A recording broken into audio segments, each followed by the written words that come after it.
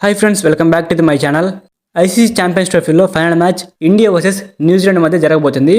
ఇదే ఛాంపియన్స్ ట్రోఫీలో అంటే 25 సంవత్సరాల క్రితం అంటే 2000 సంవత్సరంలో మన టీమిండియాని న్యూజిలాండ్ టీం ఫైనల్స్లో ఓడించారనమాట.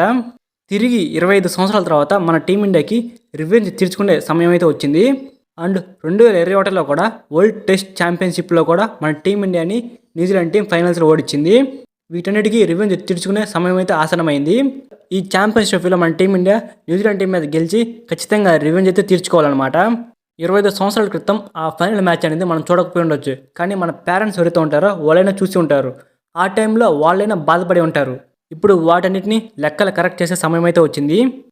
ఇప్పుడు మనం ఈ వీడియోలో ఈ ఫైనల్ మ్యాచ్లో ఎవరికి గెలిచే ఛాన్స్ ఎక్కువ ఉంది, ఈ ఫైనల్ మ్యాచ్ కోసం గ్రౌండ్ యొక్క స్టాట్స్ అండ్ పిచ్ రిపోర్ట్ ఎలా ఉండబోతుంది, అండ్ ఈ ఫైనల్ మ్యాచ్ కోసం ఇరు జట్ల యొక్క ప్లేయింగ్ 11 గురించి డిస్కస్ చేసుకుందాం. అండ్ ఈ మ్యాచ్కి సంబంధించి కొన్ని ఇంపార్టెంట్ పాయింట్స్ కూడా ఉన్నాయి. అవన్నీ కూడా ఈ వీడియోలో మనం పూర్తిగా డిస్కస్ చేసుకుందాం. ఈ వీడియో అనేది చాలా ఇంట్రెస్టింగ్ ఉంటుంది. ఎక్కడ కూడా స్కిప్ చేయకుండా ఎండ్ వరకు చూడండి. ఎవరైతే మన ఛానల్ కొత్తగా విజిట్ చేస్తున్నారో ఈ వీడియోకి అయితే ఒక లైక్ చేయండి. ఇంకా మనం ఆలస్యం లేకుండా టాపిక్లోకి అయితే వెళ్ళిపోదాం. మనం కనుక చూసుకుంటే గ్రౌండ్ గురించి మనం ప్రత్యేకంగా చెప్పాల్సిన అవసరం లేదు. మన టీమిండియా ఇదే గ్రౌండ్లో 4 మ్యాచ్ల నుంచి ఆడుతూనే వస్తుంది. కానీ ఇది ఫైనల్ మ్యాచ్ కాబట్టి మనం తప్పకుండా తెలుసుకోవాలి. లేట్ లేకుండా 2-3 పాయింట్లు అయితే అర్థమయ్యేలాగా చెప్పేస్తాను. ఇప్పటి వరకు కూడా ఈ గ్రౌండ్లో 60 మ్యాచ్లు జరిగితే ఈ గ్రౌండ్లో మొదట బ్యాటింగ్ చేసిన వాళ్ళు 33% గెలిచి ఉన్నారు. ఈ గ్రౌండ్లో మొదట బౌలింగ్ చేసిన వాళ్ళు 60% గెలిచి ఉన్నారు. ఓకే, నా యొక్క అనాలిసిస్ ప్రకారం నాకేమనిపిస్తుందంటే ఈ యొక్క గ్రౌండ్లో మొదట ఎవరైతే టాస్ గెలిచి బౌలింగ్ ఎంచుకుంటారో వాళ్ళకే గెలిచే ఛాన్స్ అనేది ఎక్కువగా ఉన్నట్లు కనపడుతుంది. అండ్ ఈ గ్రౌండ్లో పేస్ బౌలర్స్కి 53% వికెట్స్ పడే ఛాన్స్ ఉంది. అండ్ స్పిన్ బౌలర్స్కి 47% వికెట్స్ పడే ఛాన్స్ ఉంది. మనం ఆల్రెడీ చూసాము మన టీమిండియా స్పిన్నర్స్ ఏ విధంగా బౌలింగ్ చేస్తున్నారు అనేది కూడా. ఈ గ్రౌండ్లో బంగ్లాదేశ్ టీం మీద మన టీమిండియా బౌలర్ మొహమ్మద్ షమి 5 వికెట్లు తీసుకున్నాడు. అండ్ నెక్స్ట్ ఇదే గ్రౌండ్లో వరుణ్ చక్రవర్తి 5 వికెట్లు తీసుకున్నాడు. ఈ యొక్క గ్రౌండ్ అనేది స్పిన్ బౌలర్స్ కూడా బాగా అనుకూలంగా ఉంది కాబట్టి మన టీమిండియా 4 స్పిన్నర్స్ తోటి ఆడుతుంది. ఈ స్ట్రాటజీ అయితే మన టీమిండియాకి ఇప్పటివరకు కూడా వర్కౌట్ అయింది. కాకపోతే ఇక్కడ ఒక చిన్న సమస్య ఏమిటంటే లాస్ట్ మ్యాచ్లో ఆస్ట్రేలియా టీం మన టీమిండియా బౌలర్స్ మీద అయితే భయం లేకుండా ఆడారు. ఎందుకని అంటే లాస్ట్ మ్యాచ్లో కుల్దీప్ యాదవ్ అంత ఇంపాక్ట్ అయితే క్రియేట్ చేయలేకపోయాడు. నెక్స్ట్ మ్యాచ్ ఏదైతే ఉందో ఫైనల్ మ్యాచ్, ఆ మ్యాచ్లో కుల్దీప్ యాదవ్ ప్లేస్లో హర్షిత్ రాణాని లేదా హర్షదీప్ సింగ్ని కనుక తీసుకొస్తే బాగుంటుందని నాకు అనిపిస్తుంది. మన టీమిండియా స్ట్రాటజీని అయితే ఆస్ట్రేలియా టీం బ్రేక్ చేసింది. ఆ స్ట్రాటజీ ఏదైతే ఉందో దాన్ని కనుక న్యూజిలాండ్ వాళ్ళు గ్రహించి మన మీద ప్రదర్శిస్తే మనము ఫైనల్స్లో కష్టాలు పాలయ్యే అవకాశం ఉంది. ఈ పిచ్ మీద వరుణ్ చక్రవర్తి అండ్ రవీంద్ర జడేజా, అక్షర్ పటేల్ లాంటి బౌలర్స్ అయితే బాగా సక్సెస్ అవుతున్నారు. కుల్దీప్ యాదవ్ని పక్కన పెట్టేసి నెక్స్ట్ మ్యాచ్లో హర్షదీప్ సింగ్ లేదా హర్షిత్ రాణాని తీసుకొస్తే బాగుంటుందని నాకు అనిపిస్తుంది. ఇది నా పర్సనల్ ఒపీనియన్ అనమాట. ఈ ఐసీసీ ఈవెంట్స్లో నాకౌట్ గేమ్స్లో ఇరు జట్ల మధ్య హెడ్ టు హెడ్ కనుక చూసుకుంటే ఇప్పటివరకు కూడా 4 సార్లు పోటీ పడ్డాయి అనమాట నాకౌట్ గేమ్స్లో. అందులో 3 సార్లు న్యూజిలాండ్ టీమే గెలిచి ఉంది. న్యూజిలాండ్ టీం మీద మన టీమిండియా కేవలం ఒక్కసారి మాత్రమే గెలిచి ఉంది. ఇక్కడ మటుకు పూర్తిగా నాకౌట్ గేమ్స్లో మటుకు న్యూజిలాండ్ మన టీమిండియాని డామినేట్ చేసి ఉంది. ఈ ఫైనల్ మ్యాచ్లో దాన్ని తిరగరాసే అవకాశం అయితే మన టీమిండియాకి కలిగింది. ఈ ఫైనల్ మ్యాచ్లో ఎలాగైనా మన టీమిండియా గెలవాలి. 2010లో ఏదైతే ఉందో ఐసీసీ ఛాంపియన్స్ ట్రోఫీలో మన టీమిండియా ఓడిపోవడం అనేది, దానికి ఇప్పుడు ఖచ్చితంగా మన టీమిండియా రివెంజ్ తీర్చుకొని తీరాలి.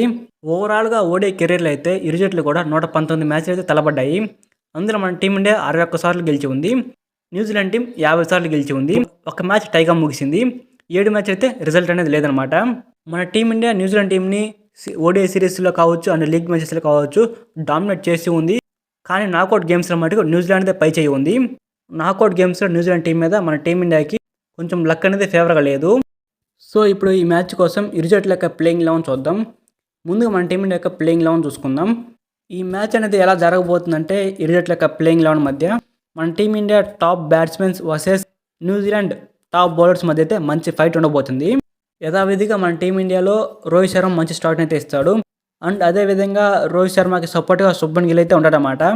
అండ్ ఇంకా మిడిల్ ఆర్డర్లో కనుక చూసుకుంటే విరాట్ కోహ్లీ అండ్ శ్రేయస్ అయ్యర్ అయితే మంచి పార్ట్నర్షిప్ని అయితే బిల్డ్ చేసుకుంటూ వస్తున్నారు. ప్రతి మ్యాచ్ కూడా వీళ్ళిద్దరి మధ్య మంచి కోఆర్డినేషన్ అయితే కుదురుతుంది. సో ఇలానే మంచి పార్ట్నర్షిప్ని ఫైనల్ మ్యాచ్లో కూడా బిల్డ్ చేసి మన టీమిండియాని గెలిపించాలని అనుకుంటున్నాను.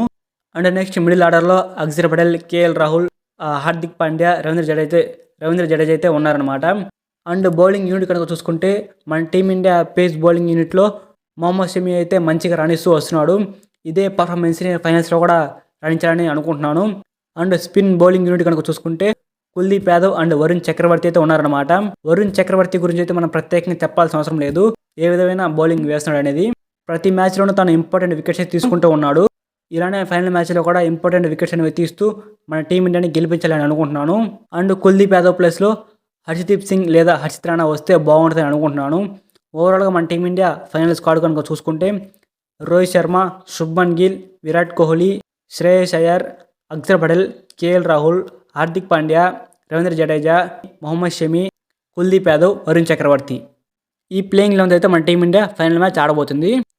అండ్ న్యూజిలాండ్ యొక్క ప్లేయింగ్ 11 కనుక చూసుకుంటే Will Young, Sachin Ravindra, Kane Williamson, Daryl Mitchell, Tom Latham, Glenn Phillips, Bracewell, Mitchell Santner, William O'Rourke, Matt Henry, Kyle Jamieson.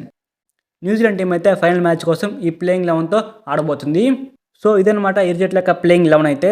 ఈ మ్యాచ్లో మన టీమిండియా తరపున కీ ప్లేయర్స్ ఎవరంటే మెయిన్గా విరాట్ కోహ్లీ. విరాట్ కోహ్లీ మంచి ఫామ్లోకి అయితే వచ్చి ఉన్నాడు. పాకిస్తాన్ టీం మీద సెంచరీ చేశాడు. అండ్ సెమీఫైనల్లో ఆస్ట్రేలియా టీం మీద 84 రన్స్ కొట్టి మంచి ఫామ్లో అయితే ఉన్నాడు. అండ్ విరాట్ కోహ్లీతో పాటుగా మరో ప్లేయర్ శ్రేయస్ అయ్యర్. శ్రేయస్ అయ్యర్ కూడా మొదటి మ్యాచ్ నుంచి కన్సిస్టెంట్గా తన ఆటనైతే టీమిండియాకి అందిస్తూ ఉన్నాడు. వీళ్ళిద్దరు పార్ట్నర్షిప్ అనేది మన టీమిండియాకి ఎంతో ముఖ్యం అనమాట. వీళ్ళిద్దరూ మన టీమిండియాకి బ్యాటింగ్లో కీ ప్లేయర్స్గా ఉన్నారు. అండ్ బౌలింగ్ విషయంలో కనుక చూసుకుంటే మొహమ్మద్ షమి అండ్ వరుణ్ చక్రవర్తి. బౌలింగ్ యూనిట్లో మటుకు వీళ్ళిద్దరూ మన టీమిండియాకి కీ ప్లేయర్స్గా ఉండబోతున్నారు. అండ్ న్యూజిలాండ్ యొక్క కీ ప్లేయర్స్ కనుక చూసుకుంటే మంచి ఫామ్లో ఉన్నటువంటి సచిన్ రవీంద్ర. సచిన్ రవీంద్ర అయితే లాస్ట్ మ్యాచ్లో సౌత్ ఆఫ్రికా టీం మీద సెంచరీ చేశాడు. సెంచరీ చేసి తను మంచి ఫామ్లో అయితే ఉన్నాడనమాట. అతనితో పాటుగా కేన్ విలియమ్సన్ కూడా మంచి ఫామ్లో ఉన్నాడు. కేన్ విలియమ్సన్ మన టీమిండియాతో ఆడినటువంటి మ్యాచ్ నుంచి కూడా మంచి ఫామ్లోకి అయితే వచ్చాడు. లాస్ట్ మ్యాచ్లో కూడా సౌత్ ఆఫ్రికా టీం మీద సెంచరీ కొట్టాడు. న్యూజిలాండ్ బ్యాట్స్మెన్స్ అయినటువంటి సచిన్ రవీంద్రని, కేన్ విలియమ్సన్ కనుక మన టీమిండియా బౌలర్స్ కంట్రోల్ చేయగలిగితే ఖచ్చితంగా ఈ మ్యాచ్ మనం గెలిచే ఛాన్స్ ఉంది. అండ్ న్యూజిలాండ్ బౌలింగ్ విషయానికి వస్తే వాళ్ళ యొక్క కెప్టెన్ మిచెల్ శాంతనర్ కూడా తన స్పిన్ బౌలింగ్ తోటి మంచిగా వికెట్లు తీసుకున్నాడు. అలానే తన కెప్టెన్స్ తోటి ఈ టీంని ఫైనల్స్ వరకు తీసుకొచ్చాడు. అండ్ వాళ్ళ యొక్క మెయిన్ బౌలర్ మ్యాట్ హెన్రీ అయితే మన టీమిండియాతో జరిగిన మ్యాచ్లో 5 వికెట్లు అయితే తీసాడు అనమాట. బ్యాటింగ్లో ట్రావిస్ హెడ్ ఎలాగా మన టీమిండియా బౌలర్స్ని ఇబ్బంది పెడతాడు, అలానే బౌలింగ్లో మ్యాట్ హెన్రీ మన టీమిండియా బ్యాట్స్మెన్స్ని అలా ఇబ్బంది పెడతాడు. కనుక మ్యాట్ హెన్రీ బౌలింగ్లో మన టీమిండియా బ్యాట్స్మెన్స్ అవుట్ అవ్వకుండా ఉండాలి. సో నెక్స్ట్ ఫీల్డింగ్ విషయానికి వస్తే మన టీమిండియా ఫీల్డింగ్ యూనిట్ అనేది ఈ సిరీస్లో ఎక్కువగానే మిస్టేక్స్ అనేవి చేస్తూ ఉన్నారు. క్యాచెస్ కూడా డ్రాప్ చేస్తూ ఉన్నారు. ఈ ఫైనల్ మ్యాచ్లో కనుక అలాంటి మిస్టేక్స్ కనుక చేస్తే ఆపోజిట్ టీంకి ఎక్కువ రన్స్ ఇచ్చిన వాళ్ళము అవుతాము. కనుక ఈ ఫైనల్ మ్యాచ్లో ఎలాంటి తప్పు అనేవి ఫీల్డింగ్లో చేయకూడదు. అండ్ న్యూజిలాండ్ ఫీల్డింగ్ విషయానికి వస్తే వాళ్ళ ఫీల్డింగ్ గురించి అసలు మనం ప్రత్యేకంగా చెప్పాల్సిన అవసరం లేదు. గ్లెన్ ఫిలిప్స్ ఒక్కడే ఎట్లేదన్నా 20-30 రన్స్ అయితే ఆపేశాడనమాట. ఈ వయసులో కూడా కేన్ విలియమ్సన్ ఎక్సలెంట్ ఫీల్డింగ్ అయితే చేస్తున్నాడు. ఈ ఛాంపియన్స్ ట్రోఫీలో 100కి 90-95% అయితే న్యూజిలాండ్ టీం ఫీల్డింగ్ ఎఫర్ట్స్ అయితే పెడుతున్నారనమాట. అండ్ మన టీమిండియా ఫీల్డింగ్ ఎఫర్ట్ కనుక చూసుకుంటే 70-75 మధ్యలోనే ఉంది. న్యూజిలాండ్ టీం 90-95% మధ్యలో అయితే ఫీల్డింగ్ ఎఫర్ట్స్ అయితే ఉందన్నమాట. ఓవరాల్గా న్యూజిలాండ్ టీం అయితే 30-40 రన్స్ అయితే ఈజీగా ఫీల్డింగ్లోనే ఆపేస్తారు. ఈ మ్యాచ్లో మనం గెలవాలంటే ఫీల్డింగ్లో మటుకు ఎలాంటి తప్పు అనేవి చేయకూడదు. సో ఈ వీడియోలో అయితే మనము ఈ మ్యాచ్ ఆడబోయే గ్రౌండ్ అండ్ పిచ్ రిపోర్ట్ ఎలా ఉంటుందని తెలుసుకున్నాం. ఇరు జట్ల యొక్క ప్లేయింగ్ 11 చూసాం.